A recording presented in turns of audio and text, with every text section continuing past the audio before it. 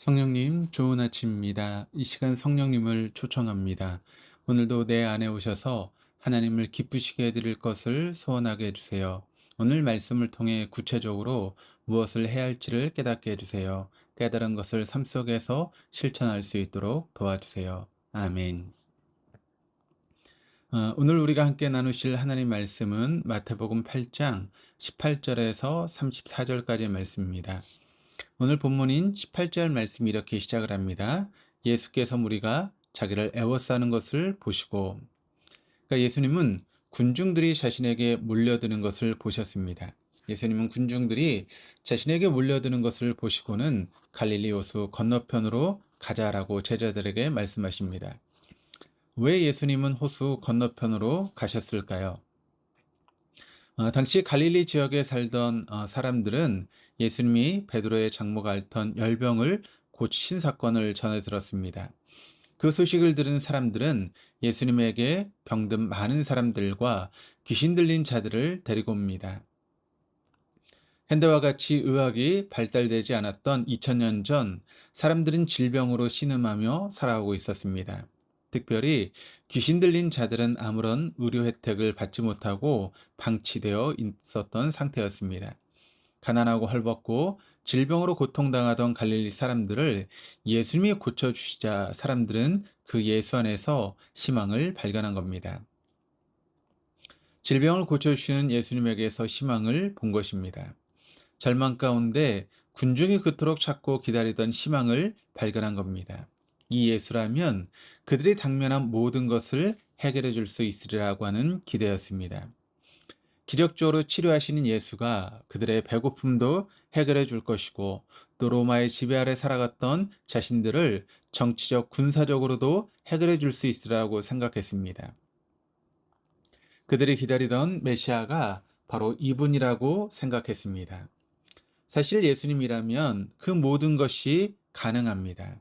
그들의 병을 고쳐주시는 예수님이 그들에게 오병이어의 기적을 언제라도 베푸실 수 있고 그들을 따르는 무리들과 하늘의 천군 천사들을 동원하여 그들을 로마로부터 해방할 수 있었습니다.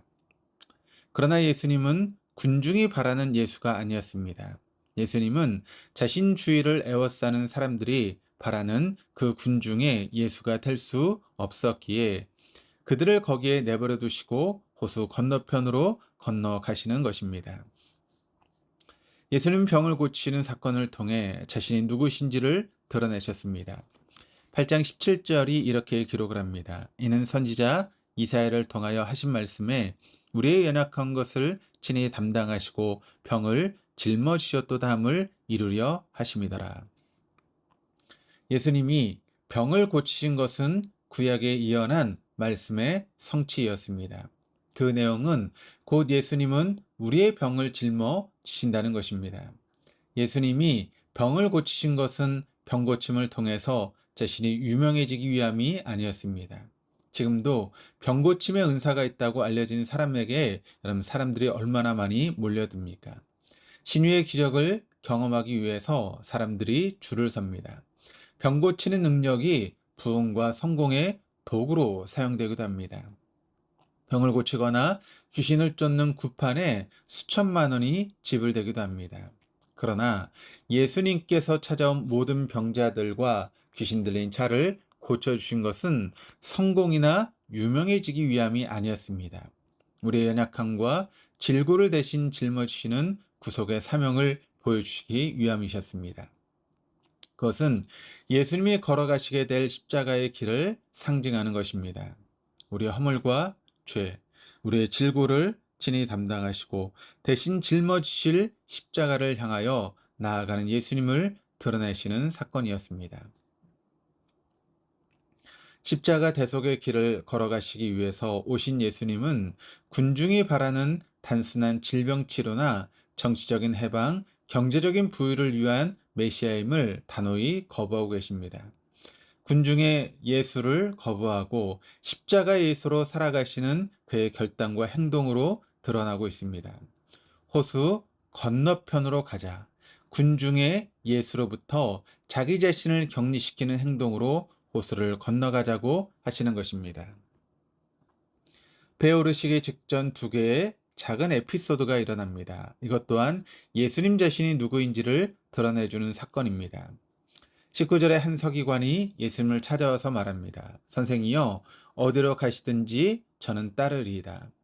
이것에 대해서 예수님의 답변은 인자는 머리 둘 곳이 없다입니다.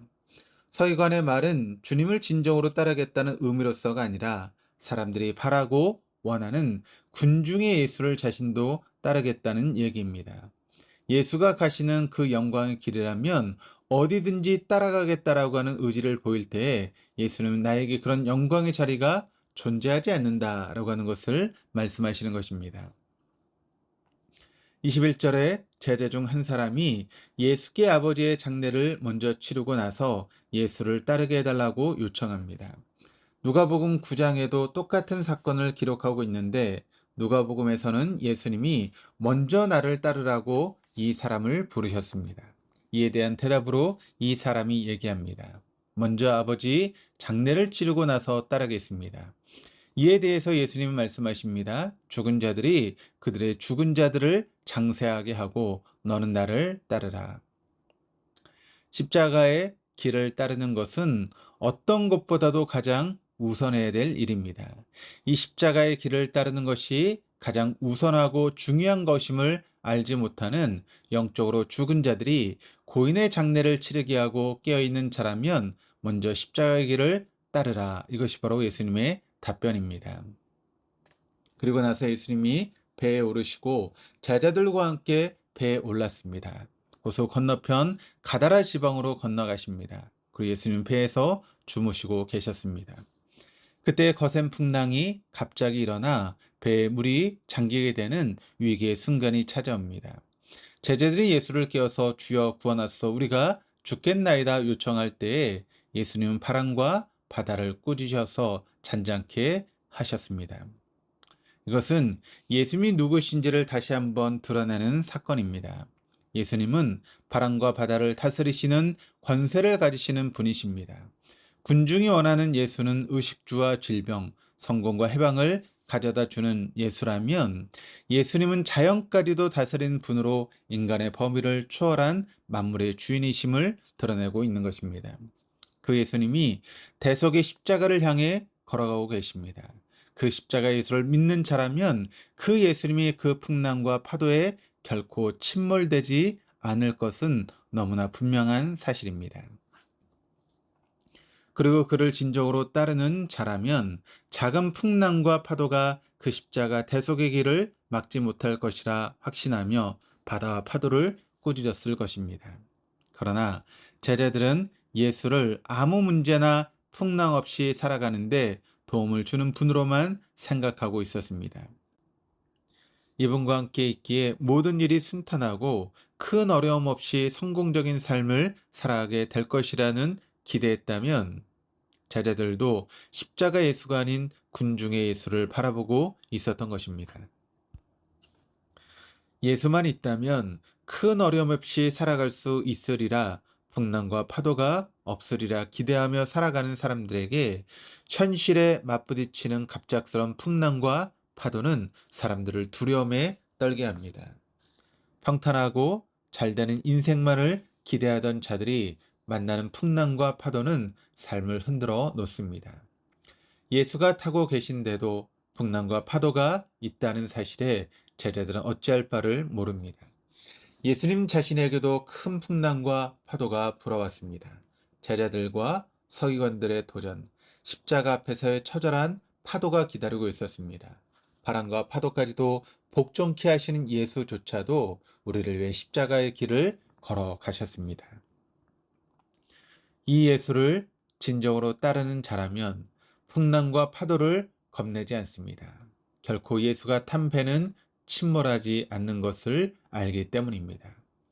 예수의 부활의 영광이 죽음의 고통과 아픔조차도 일으켜 세우실 것을 알기 때문입니다. 그러나 같은 배에 탄 제자들조차도 십자가의 예수가 아닌 군중의 예수를 추구하였습니다.